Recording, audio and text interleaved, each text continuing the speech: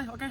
Jadi teman-teman semua yang saya cintai, di sore hari ini di video Wakabut ya. Sebenarnya video yang kedua. Video yang pertama saya sudah melaksanakannya dengan teman saya Darwin, cuman karena kemarin bertepatan dengan puasa, sekarang saya mulai dengan yang baru. Jadi judulnya itu sebenarnya main santai saudara, tapi ini sebagai main santai adalah kehidupan yang santai seperti itu. Jadi kehidupan santai kita membicarakan sesuatu tentang arah politik seperti itu. Jadi hari ini saya tidak sendiri, saya telah kedatangan teman saya dan juga berkecimpung lah dalam pembelajaran soal politik mungkin ya. Iya, boleh dikatakan. Ya, teman saya bernama Laude Santun dan dia salah satu mahasiswa dari mantan mahasiswa dari Makassar Universitas Negeri Makassar. Universitas Negeri Makassar. Nah, langsung saja mungkin saya mungkin bisa diperkenalkan lebih jelasnya sebagai kesibukannya apa mungkin saat ini. Baik, kesempatan yang sudah diberikan. Untuk saat ini saya mengajar sambil cari kesibukan sampingan yang lain. Oke. Salah satunya juga sambil mengisi acara-acara seperti ini. Boleh dikata. Berarti sebagai honorer. Iya, boleh honorer, boleh guru lepas. Bagaimana rasanya menjadi honorer di negeri kita tercinta ini? Ya, pokoknya dicukup-cukupkan. Suka dukanya ya seperti. Karena kan honorer cukup di negara ini banyak lah yang mendapatkan permasalahan lah terkait gaji ya terutama. Iya, kalau soal gaji sebenarnya guru itu lebih ke panggilan hati gitu. Karena salah satunya kan kita belum mengikuti yang namanya kegiatan profesinya atau perkuliahan profesinya, sehingga belum dikatakan untuk menjadi guru yang makmur atau yang seperti orang tahu guru PNS lah gitu. Berarti saudara panggilannya saudara lah ya. Iya, boleh. Berarti saudara melakukan pekerjaan sebagai guru honorer dari hati. Iya, dari hati. Dari hati, lubuk hati yang paling dalam. Lebih dalam lagi. Oke, mungkin langsung kita masuk ke tema ya, biar pada berlama-lama. Mungkin karena temanya kita adalah arah politik, bagaimana perkembangannya di Indonesia. Mungkin alangkah lebih indahnya saya bertanya dari pertanyaan awal. Sebenarnya saudara yang saudara ketahui tentang politik, sebenarnya politik itu apa sih? Baik, kalau kita berbicara soal politik, penjelasan singkatnya itu tentang bagaimana seseorang untuk mendapatkan sesuatu yang dia kehendaki. Itu simpelnya. Tetapi secara garis besar atau secara lebih luasnya, politik itu sebuah sistem yang digunakan oleh suatu negara untuk menjalankan sistem negaranya itu sendiri. Karena di politik itu sudah menyangkut pembahasan tentang undang-undang dan sistem ketatanegaraan yang lain. Bagaimana dengan pengaruh dengan kehidupan kita sehari-hari kalau soal politik? Sebenarnya politik itu tanpa kita sadari berada di samping kita dengan kehidupan kita sehari-hari. Kayak semisal contoh kecilnya begini. Seseorang ketika ingin mendapatkan sesuatu, kayak semisal seorang anak sekolah ingin mendapatkan jajan, pasti dia menggunakan yang namanya itu politik. Oke. Meminta sesuatu kepada orang tuanya untuk dia mendapat kehendaknya, seperti penjelasan awal saya tadi, untuk mendapatkan sesuatu yang dia kehendaki. Mungkin itu dalam kehidupan sehari-hari, dalam konteks kecil. Tapi ada yang mengatakan sekarang ya, saya pernah mendengar bahwasanya banyak yang menggunakan cara-cara politik yang kotor gitu. Itu seperti apa politik kotor itu? Boleh tahu? Mengenai politik kotor, sebenarnya ketika kita berbicara bersih dan kotor, ketika kita sudah terjun ke dunia politik, sebenarnya mindset berpikir masyarakat atau kalangan luas di Indonesia itu mengatakan politik itu adalah tentang uang. Ya, salah satunya begitu. Mengenai politik lah ya. Iya, mengenai politik. Kalau kita bilang bahwa itu tentang politik, memang dalam hakikatnya politik itu tidak terlepas yang namanya uang. Oke. Karena ketika kita mencalonkan, contohnya kita mencalonkan diri, kita memerlukan uang. Mungkin kita mengenal yang namanya kalau kita sedang dalam pertukaran kepemimpinan, ada yang namanya pesta demokrasi. Oke. Yang disatukan dengan yang namanya politik. Nah, di situ kita sudah bisa melihat politik itu seperti apa. Cuman kalau kita membawanya ke kehidupan sehari-hari dengan sebuah konsep yang saya katakan pertama tadi itu saling bertolak belakang. Ketika seseorang melakukan pendidikan lebih tinggi setelah SMA, SMK atau yang sederajat atau alia lah, pasti sebelum masuk itu dia akan mendapatkan yang namanya itu pendidikan politik atau pendidikan partai politik. Karena sebelum kita terjun ke sebuah partai politik, maka kita harus tahu dulu apa arah partai politik itu, bagaimana dia menjalankan partai politik, bagaimana dia menjalankan partai politiknya, itu kita harus tahu. Karena ketika kita tidak mengetahui, maka kata redaksi, kata memanfaatkan atau dimanfaatkan itu akan terjadi ketika kita tidak mengetahui apa yang menjadi yang kata familiarnya ADART dari partai itu atau tujuan politik dari partai itu. Tapi apa ya, kalau yang saya lihat ya dari beberapa pencalonan, ketika mereka memahami terus mereka sudah berkecimpung dalam pendidikan politik, tapi ujuk-ujuknya pasti menggunakan money politik. Itu apakah memang dipelajari di pelajaran politik seperti itu? Begini, kalau mengenai money politik, kemarin ketika saya menyelesaikan skripsi saya. Ini berkaitan dengan skripsi. Kebetulan skripsi saya itu tentang money politik uang pada pemilihan anggota DPR Buton Tengah 2019. Ini ruang lingkupnya Buton Tengah ya. Nah, itu ketika kita berbicara soal money politik, itu saya kalau sebagai peneliti itu sebenarnya sudah mencederai yang namanya tujuan dari pesta demokrasi. Pasti. Dalam artian politik itu sendiri gitu. Tetapi ketika saya lihat fakta di lapangan yang terjadi, masyarakat yang ada di tempat saya meneliti terutama di Buton Tengah ini masih menengah ke bawah, sehingga ketika mereka mendapatkan yang namanya itu serangan fajar berupa kayak beras apa segala macam sembako lah gitu, pasti mereka akan tergiur karena pendapatan mereka pun tidak akan sebanyak ketika hal itu terjadi.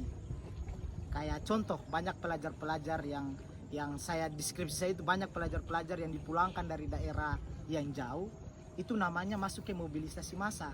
Nah, itu juga masuk yang namanya politik uang atau politik kotor tadi. Tetapi pada intinya adalah sebuah politik ketika dia berteori pasti indah, tetapi ketika pengaplikasiannya kembali lagi ke individu masing-masing. Karena terlepas daripada itu, kalau soal uang pasti berkaitan soal perut, maka itu tidak akan bisa dihilangkan atau sangat sulit untuk dihilangkan. Berarti untuk mengedepankan politik gagasan di negara kita ini cukup sulit ya. Artinya kita punya gagasan, kita berani untuk mencalonkan diri. Itu tidak menutup kemungkinan kita pasti akan jatuh oleh mereka yang memahami tentang politik uang yang ada di masyarakat seperti itu. Iya. Sebenarnya sebelum kita bertanya tentang yang itu atau kita berpikir yang lebih jauh lagi, sebenarnya gampang untuk menghilangkan mindset berpikir tentang money politik. Berapa kau bayar saya akan pilih kau, kata kasarnya begitu. Itu kan sesaat kan artinya kan. Itu sesaat. Sebenarnya gampang sekali untuk menghilangkan itu. Bagaimana caranya kita mengubah mindset masyarakat dengan mengedepankan prinsip keadilan dan kesejahteraan. Karena ketika kita mengambil uang, contohlah 200-300 ribu, kita sudah menggadaikan hidup kita, anak, si cucu, cicit dan cicit kita untuk 5 tahun yang akan datang. Untung kalau dia terpilih dan orang yang kita pilih itu mendukung kita. Nah, kalau saya memberikan solusi kemarin di skripsi saya untuk menghilangkan itu money politik, pertama kita rubah dulu mindset berpikir. Nah, setelah mindset berpikir sudah terubah, maka kita rubah yang namanya sistem politik kita. Karena saya mendapatkan banyak berita atau tanggapan dari masyarakat, mereka lebih suka pemilihan itu dilakukan berulang-ulang dalam waktu yang dekat, karena mereka berpikir kalau sudah tiba pemilihan maka dia akan mendapatkan uang kembali. Nah, mindset itu sebenarnya yang kita rubah, karena kalau tidak dirubah mulai sekarang, nanti yang akan datang begitu-begitu terus akan berangsur-angsur seperti itu. Dan karena tadi sempat mengatakan bahwasannya ini penelitian berada di Buton Tengah, berarti saudara mengatakan ini terjadi di Buton Tengah ya? Ya, itu dan pasti. saudara berani mengatakan hal itu untuk di skripsi?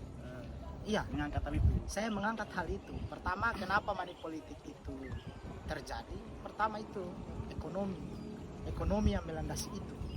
Kalau semisal masyarakat kita itu menengah ke atas, Oke. semisal dia punya penghasilan 3 juta ke atas, Oke. seperti UMR, Ya. UMR yang sudah memang dicanangkan untuk Sulawesi Tenggara, Ya. sekitar range itu 3 juta sampai 3.500.000. Kalau itu sudah tercapai, maka faktor pertama yang tentang ekonomi itu akan gugur dengan Baik. sendirinya.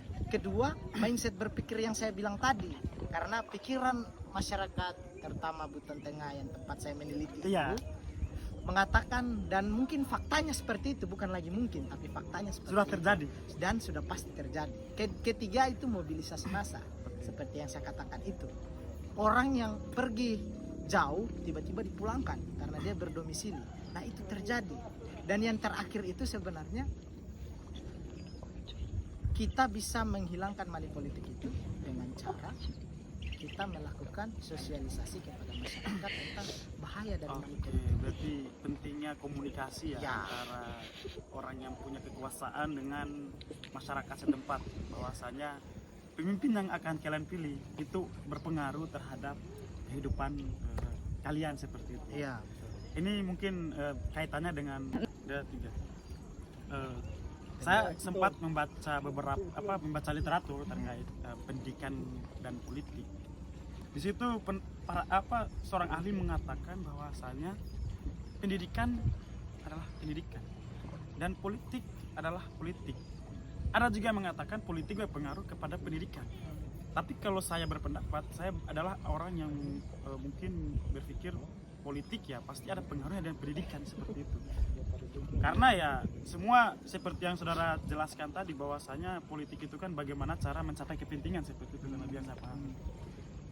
Mungkin kalau menurut tanggapan dari saudara, Sebuah cita-cita itu harus indah, atau sebuah keinginan itu harus bagus, apa dengan kata lain harus cerah atau terang lah. Tetapi pada pengaplikasiannya, pendidikan tidak akan bisa jalan ketika tidak ada yang namanya keputusan politik. kebijakan. Kebijakan politik. Lahirlah sebuah namanya itu peraturan pendidikan. Nah, ketika kita berbicara soal seberapa berpengaruhnya politik terhadap pendidikan, maka sebenarnya tujuan dari sebuah politik kan untuk menghasilkan yang namanya peraturan Kebijakan ya. atau kebijakan. Terkait kebijakannya itu pasti inginnya sebuah peraturan itu lahir berdasarkan keinginan atau cita-cita dari masyarakat. Tetapi ketika kita melihat realisasi atau kenyataan di lapangan, kita mendapatkan sebuah perbedaan atau gap yang jauh antara cita-cita dan realita. Karena pada prinsipnya politik itu jalan menyesuaikan yang namanya kepentingan politik. Kayak kemarin kita punya kebijakan yang namanya itu kebijakan pendidikan, salah satunya itu adalah PPG, program profesi guru. Dan sekarang ada wacana yang namanya dihapuskan PPG dan digantikan menjadi sekolah rakyat. Gimana tuh, Kebijakan barunya. Sekolah rakyat itu sebenarnya sama dengan pemberian beasiswa. Dengan adanya sekolah rakyat, maka beasiswa dihapuskan. Iya. Itulah wacananya. Maka tetapi ketika kita lihat pada kenyataannya, ternyata itu sebuah pemborosan baru. Pemerintah gembar-gembor tentang efisiensi, Ya. tetapi pada kenyataannya mereka membuat sebuah program Yang tidak sesuai dengan tujuan efisiensi tersebut. Sehingga saya mengatakan bahwa politik itu mempengaruhi segala kebijakan termasuk yang dalam ada di pendidikan. pemerintahan, Termasuk dalam baik pendidikan. pendidikan, baik hukum, sosial politik maupun ekonomi. Karena semua peraturan dan kebijakan dan arah sebuah negara itu dibahas melalui politik, yaitu DPR, MPR dan DPD RI. Itulah dibahas namanya Gedung Putih atau Senayan. Mungkin karena sudah malam juga, mungkin banyak yang menanyakan juga, salah satunya berseliweran di media sosial bahwasanya kita sebagai pemuda itu apakah kita harus masuk dalam sistem politik, ataukah kita memang harus menjadi bagian dari sistem politik, atau kita menjadi bagian luar dari sistem politik? Menurut tanggapan dari saudara seperti apa? Sesuai kita kan harus masuk ke dalam sistem dengan tujuan untuk mempelajari sistem itu. Apa tujuannya, apa kekurangannya, apa kelebihannya. kekurangannya itu kita modifikasi karena kita berkembang sesuai zamannya kita. Semisal kemarin ada namanya politik konvensional, kita rubah ke politik yang lebih modern. Dengan kampanye yang tadinya kita kampanye kepada depan masyarakat, kita ganti ke media sosial. Nah, itu salah satunya. Kedua, setelah kita mengetahui kekurangan dan kelebihan dari sistem tersebut, kita menciptakan sebuah sistem baru, yang lebih fresh, yang menanggulangi kekurangan dari sistem tersebut, sehingga sebuah politik itu dapat beregenerasi dengan baik, menciptakan sebuah politik yang lebih baik lagi dari sekarang, seperti itu. Mungkin cukup ya, karena ini sudah cukup malam juga, kita berada di pantai, dan ini berada di Pantai Bintang, Lombe, Kabupaten Buton Tengah, yang juga saya dibantu oleh teman saya beserta teman-teman yang di belakang saya yang mungkin tidak kelihatan layar. Mungkin terakhir lah, mungkin statement lah 1 menit terkait arah politik.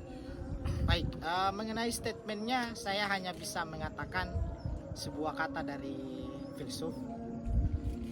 Ketika kita merencanakan sebuah sistem dan sistem itu gagal, maka kita akan merencanakan sebuah kegagalan.